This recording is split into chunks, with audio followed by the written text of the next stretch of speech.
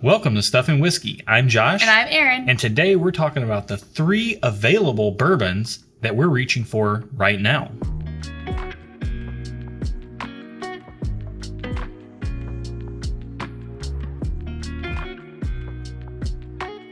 Welcome to the channel, bringing a real-world perspective to the real-world whiskey consumer. Before we go any further, we want to talk to you about our video sponsor for today, Shaker and Spoon.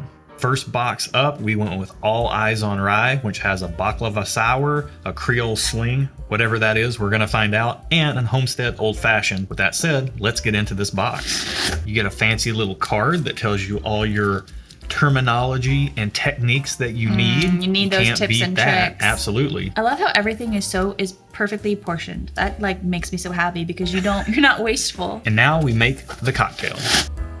I've never even heard of a Creole sling, which I think is a really cool thing with Shaker and Spoon, that you get stuff that you've never even heard of. So This is going to be a fun one to make. We've got 1/2 ounce of cold brew coffee. They send you the bag for that. This came right out of our fridge, so make this in advance, just so you know. We have to add 2 ounces of rye whiskey. And I feel like the Creole sling, this is like a fun one if you've got company over. One of the cool things about Shaker and Spoon is that you get enough stuff to make 4 cocktails of each recipe. So if you're a couple and you're having another couple over to have some fun, or boom, you have perfect. 3 other people, you're one person, you got 4 cocktails. Absolutely. Now we need a 1/4 ounce of this crazy cinnamon vanilla infused maple syrup. I'm excited. Oh boy, it's thick too. There's no way that's not gonna make it good. And we've got to add 3 dashes of chicory bitters, which they tell you is 1/2 dropper. 1 dash is 1/2 dropper. 2, 3, following instructions like a champ. But I'm gonna immediately go back on that because they tell you to stir it, and we like our cocktails shaken around here. All right, she's frosty, and it's time to strain it over a large cube of ice. It smells delicious. Finish it out aromatically with a spritz of orange oil. Ooh. Creole sling, never heard of this cocktail before. Don't even know what to expect, but they tell you a little bit of history about the cocktail too. I love it. Oh my gosh, it brings 2 of my favorite things, coffee and whiskey, together. If you want to try something new, use our link in the video description below and use our code STUFF for $20 off of your Shaker and Spoon subscription. And now, back to the video. Today we're talking about 3 available and affordable bourbons that we're reaching for, relatively speaking. I love affordable. But we're talking about those. Before we get into those, we got to get into the first sip, which is a recurring segment we have on every Tuesday episode where we try something out of our single sample pool. It's totally blind, chosen at random, and everything in that pool is something we've never tried before. So there's no familiarity with the product. We don't know what it is, whether we should like it or not, whether most people like it or not, if it's expensive or cheap, available or allocated. Let's find out what we're working with today. This smells like somebody stuck their foot in maple syrup. Really? I get stinky feet and maple syrup. Yep. I'm in the woods. I'm in the pine trees with this one. Yeah. You're getting pine? Lots of pine. I'm eating pancakes in the pines. Pancakes I see because the maple syrup, I think, but... Yeah. Well, I'm trying to tie into your notes. I'm not getting them... Oh. They're there, but they're pretty faint to me. The predominant thing I'm getting here is some pine, some peppermint, and it's very reminiscent of a rye. You think this is a rye? Yeah. Let's see if it tastes like a rye, because I'm not getting that on the nose. Oh. Yep. Tastes like a Kirkland's craft store. Yeah, that's a rye. If it's not a rye, I'd be stunned. I love it. I love it. Maybe it's because I like to craft. Maybe that's why I like ryes, because they taste like a craft store. So it's got a little bit of that herbal, piney, eucalyptus-y type of vibe going on to it. But I started to try to talk through that to reply to you, and I got this nice swell right on the mid palate of spice, of like rye spice and black pepper and oak and barrel char, and it rolled into the finish and it just kept swelling up. So I actually did this a little bit of a disservice by like trying to talk. Like I should have let it do its thing, because I thought we were through, and it said, no, you need to pay attention because we got something going on, buddy. So let's get into another sip of this and see. Let's give it its proper due. Okay. So there's almost like the white hard Lifesaver, like I don't know what flavor that is. It kind of, at the front end, it kind of has that It reminds me of that. I hear you. I'm a little bit more focused on the mid to back end on the palate here. I'm getting a little bit of that like star anise black licorice note, which is something that I don't like at all. I do. And it's right on the mid to back palate. And I didn't catch it on the first sip because I was talking through it. Everything else in this glass tastes fantastic. It's not so bad on the star anise black licorice note as to be offensive. I think maybe I just had a little bit too much Jägermeister in my younger days, and I'm a little bit like that note is a little bit off-putting to me. Does Jaeger taste like black licorice? Oh yeah. Oh. And it's you know how it is. Somebody out there knows what I'm talking about with that. Let's get into one more sip of this before we give some ratings on it. Okay. So this one's kind of morphing a smidgy bit for me in flavor. It is. Like I'm getting more oak on the third sip. Yeah. And my lips are tingling now. Yeah, where I was waiting for that black licorice note to hit, it was tamed down and covered up with oak. Yeah. I'm gonna guess that this is a rye, and I'm gonna guess it's probably a pretty dang good rye. Yeah. But it's not 100% in my wheelhouse. But if I ever was feeling a rye, this would be a great one to reach for. You'd feel this rye? Yeah. You ready to give this thing some ratings? Yeah, I think so. All right, where you at on nose, flavor, and experience? So honestly, the nose was not awesome. It wasn't bad, but it wasn't awesome. So I'm going to give it just okay on nose. Interesting. But I'm giving it 2 thumbs up on flavor and 2 thumbs up on experience. Wow. I personally enjoyed the flavor, and I enjoyed the ride it took me on. It changed. It kind of morphed as I tasted it with each sip, but it didn't get worse or better. It got different, and it was kind of cool. Yeah, I'm going to go 2 thumbs up on the nose. It's my favorite thing about this glass. It's my least favorite thing about the glass. And I think it's really good. Flavor isn't 100% of my wheelhouse, so I'm going to go just okay. But I could easily be talked in. I could talk myself into giving this a thumbs up. If I continue to sip it and that star anise note kind of went to the background a little bit, like it seemed to be doing on that third sip. And then on overall experience, I'm going to give it a strong thumbs up. It's really good. It is a little bit more punchy on the front end, and it gets a little bit more tame, soft on the third, kind of on the back end. Yeah, but it's really nice. Like, I really enjoy this. I really hope this is like an available rye coming in around the $60 price point or so. Same. Ryes are a little bit more expensive, and this seems to have some proof on it. So I'm thinking it should be around the $60 price point. But yeah, let's find out what we've been drinking. Okay. If it's not a rye, I'm gonna look like a bozo. Shocked. This is Bone Snapper Rye, 128.2 proof. 128. It tasted proofy, but you know what? I'm surprised that it's that high proof. Yeah. It's warm like high proof, but it didn't like punch me like high proof. No, it's very approachable. Yeah. Like, it's approachable. People need to hear what you just said. It has a lot of flavor concentration, but it's not aggressive. Yeah. You're getting a really dense pour out of this. Yeah. So shout out to Greg Johnson for hooking us up with this sample. Well, how much is this? Bone Snapper Rye. I think it is in that $60, $70, $80 range, like about what we said. Okay. Can I look it up? You're getting a lot of proof. Hang on. You're getting a lot of proof for the money, for sure. This is sourced MGP. Okay. This is something that's available in our market from store picks. I don't know how widespread it is, though. Okay. I do see it out there in other states, but at least in our market, you can get your hands on it. It is sourced MGP. You can, like, if I could walk into any liquor store and get it? Not any, but like stores that carry Backbone and Bone Snapper. We'll carry that? Yeah. Okay. Yeah, and there's a store close by that carries this stuff almost all the time. Okay. So if you're in Nashville and you want to go to Brinkman's, they usually have something from Backbone or Bone Snapper in inventory. The price is usually pretty good for what you're getting. You're usually getting a lot of proof, and the picks do tend to be really good. Okay. So let's get into our retail and consumer scores here. Okay. Retail being the retail side of the equation, being the price and availability, and consumer scores. We as consumers, would we buy this product if it were sitting in front of us? So me just knowing local stores and Bone Snapper Rye, I think it's about $60 to $80. They can range in years and age and all that stuff. So, you know, if it's a little bit older, it could be a little bit more expensive. It might even go even higher than that. If it is a little, younger, it could be a little less expensive. I wish I had more details on this. I didn't write any more details down on it. Yeah. But Bone Snapper Rye. Our friend Greg Johnson gave us a sample. Shout out to Greg for that. He could probably give us more information on it, but I don't have it at the time of this filming. Okay.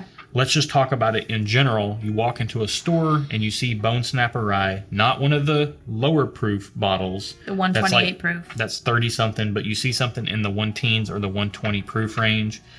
It's 60 to 80-ish bucks, maybe pushing a little bit more. Where are you at on retail? See, that's for me a tricky question because at 60, I'm a 2 thumbs up, actually. Okay, wow, okay. 2 thumbs up. At 80, even 90, I'm kind of like a thumbs up to just okay. Wow, okay. To me, it's a little much for me personally. Okay. But would you buy it? Sounds like you're a thumbs up at least at 60. Yeah, we'll do an average. We'll thumbs up. Okay. Well, it's an average. And you'll have to just call it based on the budget and how you're feeling that day and all that stuff on Consumer Score. For me, I'm going to give it a thumbs up on retail. We're flush with these picks around here. And then would I buy it again or not? I'm not the biggest rye guy, so I kind of lean towards just okay because it's not a hard pass. But honestly, it is really good. So it is good. If I could try it before I bought the pick, I'm going thumbs up, even at $80, because it's hard to get really high proof, high aged MGP rye for a good price. In our market, we're lucky to have Nashville Barrel Company, which is a great place to go get high aged, high proof MGP rye. And Bone Snapper is another place, even though we've never bought a bottle before, but now I got to go shopping for a bottle, find a good pick around town. So if you can get Bone Snapper Rye in your market, especially the high proof stuff, it's probably worth checking out. Speaking of checking things out, go ahead and head down to the video description below to check for a link to our Patreon community. Over there, we do 2 additional episodes every week for our bonus content tiers and up. We call them uncuts. They're a lot like this first sip, but there's no cuts. It's just one continuously rolling segment. Riffing and you get to see the fallout. Yeah, absolutely. So if you like this, check it out. You can also get plugged in. That's the interactive element of our channel where we get together with our patrons and our Whiskey with Friends tier. We do blind flight night, sample shares. We do giveaways for all the tiers. All kinds of fun stuff is going on there. So check that out down below. If you haven't already, go ahead and give this video a thumbs up. It really does help us out. It pushes this video out to other people so we can share the love, spread the word, all the things. And if you like our content, if you've been watching us for a while and you haven't subscribed, go ahead and subscribe, and that way you can see all of our videos whenever we post them. Yep, and down in the video description you can find a link to our merch store where we have shirts, hats, and other items of interest if you were interested in items. Stuff. Yeah. At stuffandwhiskey.com. Yeah, absolutely. So check that out down there. All right, let's get into our main topic for real, where we're talking about the 3 available bourbons that we're reaching for right now. Yeah. Available and relatively affordable, relatively speaking. We'll talk about that in a minute. Okay. First up on the docket, Evan Williams 1783. The redesign, the 90 proof bottle. We've been into this a little bit. Yeah. We've been sampling it out in blind flights. This is a sleeper, like a sleeper. Like it is low proof. Low price. $12.99 in our market. And really good flavor. And normally we are not low proof drinkers. Even me, even little Erin isn't a low proof drinker, but this guy, he's here to stay. It does have the classic Heaven Hill nutty kind of chocolate candy bar profile. Maybe if you can ever get that, which I can never get that. If you're sensitive to that, you might not like this, but for me, I love chocolate candy bars. Yeah, you do. So this is right in my wheelhouse, but we both like this a lot. It's sweet, but not overly sweet. It has flavor, but it's very approachable. And when you're talking about the dog days of summer and you want something that's a little bit more low proof just to sip on and you don't want your face completely blown off, this gets the job done in a fantastic way, especially for $12.99. And you can even mix it. It stands up reasonably well to being added into cocktails. It pulls double duty for a standalone or a mixer. Speaking of double duty for stand-ins or mixers, or stand-ins and mixers, or whatever she just said, then you have Wild Turkey 101. This is the newly redesigned bottle, which has been out for a little while now, but we had the old paper label bottle with the big turkey head on it. It was a product that we liked, but we didn't find ourselves reaching for too often. Yeah. Maybe we're a little bit of prisoners to recency or recency bias, or maybe there's something like that going on here where we just got this bottle in not long ago to compare specifically to the old paper label Big Turkey Head bottle. And we've done a couple of blind tastings, not on the channel, and we do both tend to prefer the older bottle. It's got a little bit more cinnamon in it, which we like a lot, and it's got a little bit more balance, it seems. This is a little bit more funky and cherry pie-ish, but for hot summer months, that's a great combination. Yeah. You don't necessarily want cinnamon in hot summer months. In June, July, August. Exactly. This stuff, out of interest, we didn't get it that long ago, like a week ago. We've had several pours of it. Yeah. And I don't think we're going to stop reaching for it anytime soon. No. We are exploring this bottle, and we cannot wait till this pops up into the double blind head-to-head pool where we compare it to the old one. With that said, let's move into our last bottle here. And if you watched last week's episode talking about the best bourbons on ice, then you can check that out. We'll put a link in the video description below. But Maker's Mark, any cask strength Maker's Mark product is a great summertime sipper. It is cask strength. You do get big flavor, but it is approachable with that weeder aspect that it has, and it works great on ice. It does. So we cannot recommend this stuff enough. It's a great sipper. I mean, we have maybe more bottles of Maker's Mark cask strength store picks in the house than any other bottle, maybe other than Rare Breed or Elijah Craig Barrel Proof. Yeah, this is in the top 3. Spoiler alert, this is probably one of the only weeders that I really like. Yeah. That I actually enjoy. Yeah. Like, I'd like some, but I actually really enjoy Makers. Yeah, exactly. Yeah. So for us, that's what we're reaching for lately. What are you reaching for?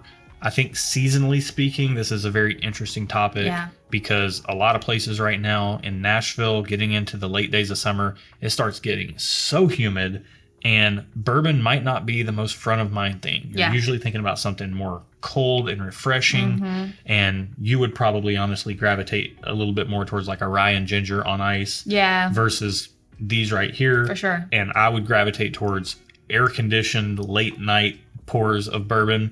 But if we're going to be talking about general use products that we do find ourselves reaching for, these all fit the bill. So let us know what you're sipping on in the comments below. So I think that about covers the main topic. Let's get into other stuff today. Other stuff for this week is something I turned you on to. Yes. Clothing wise, we're getting into where we're going to start going through a seasonal change, and you might need to be buying some wardrobe items that are a little bit more fall specific. Yep. And somewhere along the lines, many years ago, I learned about the company Uniqlo. And they have a New York boutique, and they have a boutique, whatever. I don't even know what that means. But just a location. Yeah. And I think they have other locations as well now. But I just order everything online. Yeah. And it can be kind of a pain to find your sizing and all that stuff. But that's online shopping, period. But what he's trying to say is that Uniqlo is a really good place to get. Yeah, that's what I'm trying to say. Inexpensive, but not cheap. Inexpensive basics that like can be the backbone of any wardrobe. Like, you have a ton of jeans from there that are like your everyday jeans. Man, I went down the denim nerd road where I was getting like raw denim and like from America and Japan and all this stuff, and it was fun. They were all uncomfortable. I can't be bothered with that anymore. I just buy Uniqlo, the stretch slim jeans, and they work for my body type, but they have different cuts. Yeah. Really, the jeans are what made me think about putting this on the list, because we're coming into fall soon. You might want a new pair of jeans. You might need a new pair of jeans. And my Uniqlo jeans, I'm not lying, I wear them all the time. I barely wash them, which that could be other stuff in and of itself. Stop washing your jeans so much. You don't need to wash them. It just wears them out unless you got some hygiene issues, and address those instead of washing your jeans so much. Some people work in their jeans too. That's true. But if you're not working and you're not getting them dirty, then they will stand up to more than you think. But these Uniqlo jeans, I am in love with these things. Well, I never want to wear any other jeans ever again. They also have other things. They have all the things, but for me, they're really good women's basics. T-shirts, camisoles. I get a ton of my basics from Uniqlo. Inexpensive.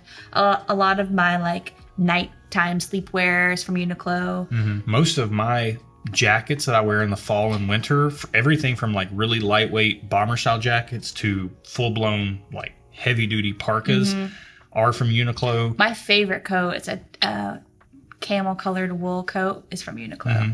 And love it. The best thing about this place, not sponsored, not affiliated, none of that stuff. We're just talking about long-term track record.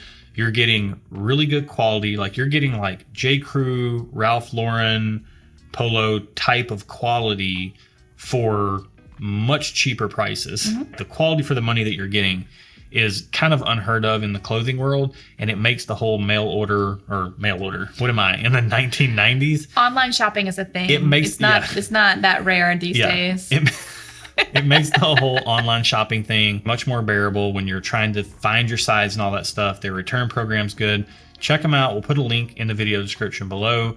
And while you're down there, check out our email address and send us an email if you'd like to get plugged in on what this channel is all about, or at least a big aspect of this channel, which is using your viewership and our work behind the channel to help raise some money for mental health. We like to support To Write Love on Her Arms, a charity organization that raises money and provides hope and direct help for people who are in need and looking for help. Every October, we do a charity live stream, and we host that. And the community comes together. We raise money. We need bottle donations to be able to drive that. And that's where you can come in. If you'd like to donate a bottle, hit us up at that email address in the video description below. That's it for this week. Thanks for watching. Till next week. Cheers. I want it that way. Tell me why ain't nothing but a heartache. Tell me why ain't nothing but a mistake. I never want to hear you say I want it that way. Back to reality. Oh, there goes gravity. Oh. Not get me on that. I don't like Eminem. You don't? Nope. Okay. He wasn't my style, but he's really talented. No. He is one of the most talented lyricists. I just don't like his style. That's fair. That's fair. Yeah, you're also everybody was into him back in the day, and I thought there were. Yeah, and you're very like, if everyone likes it, I don't want to do it. Well, no, it's not that. You're very hipster like that. Hipsters weren't even a thing in 1999 or whenever he came out. I'm just saying. Back in high school. You were a hipster before a hipster was hipster. Welcome to Stuff and Whiskey. I'm Josh. What? I don't know. You said it funny, and I'd say stuffing all the time. I'm trying to enunciate a little bit better. It sounds funny when you enunciate. Oh boy. Because I'm so used to you mumbling. Yeah. Welcome to Stuff and Whiskey. I'm Josh. It's like a little bitty tone change, and you just lose it. I know. Welcome to Stuff and Whiskey, partner. I'm Josh. She's Erin. I'm crying now. Welcome to Stuff and Whiskey. I'm Josh. And I'm Erin. Now I threw myself off. Dadgummit. Right now. Funk Soul Brother, check it out now. Yes? Boy, that Funk Soul Brother, right about now. Yeah, the Funk Soul Brother, check it out now. The Funk Soul Brother. Don don don don don don don don rapple sumus don don don don don don don don rapple sumus. What's that? It's part of the song. Is it really? Yeah. Oh, I only know that one part. Right about now. Okay. Funk Soul Brother. All right, let's get into our main topic. Where we're talking about... we haven't even done that. I feel like we've done a whole episode. Well, we were so in this ride that we completely forgot what was going on. So let's get into our... boy, I just blew that. I blew it. Why'd you blow it? I'm tired. You have to cut that because that was I don't even have our background light on.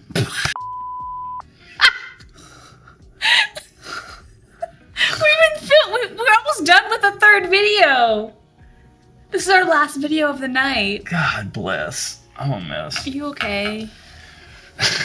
I need a nap. I need an all-night nap. You do. Let's go take a nap.